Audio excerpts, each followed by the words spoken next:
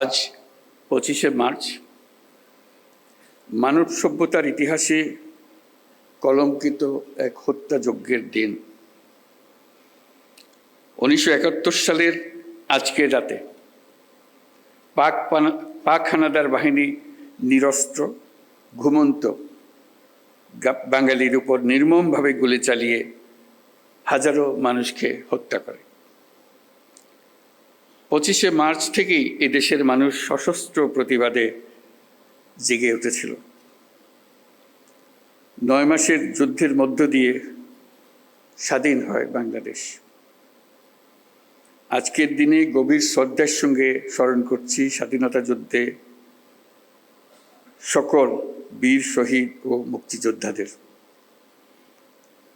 1971 সালে স্বাধীনতা যুদ্ধের উদ্দেশ্য ছিল একটি ন্যায়ভিত্তিক সমাজ প্রতিষ্ঠা করা, যেখানে আইনের শাসন থাকবে, মানুষের মৌলিক মানবাধিকার নিশ্চিত হবে এবং একটা বৈষম্যহীন সমাজ প্রতিষ্ঠিত হবে।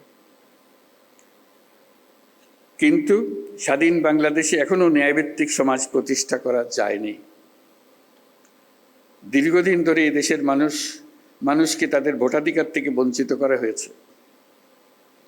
দুর্নীতি, লুটপাট ও খুনের রাজত্ব চালিয়ে দেশে একটি ফ্যাসিবাদী সরকার ব্যবস্থা কায়েম করা হয়েছে।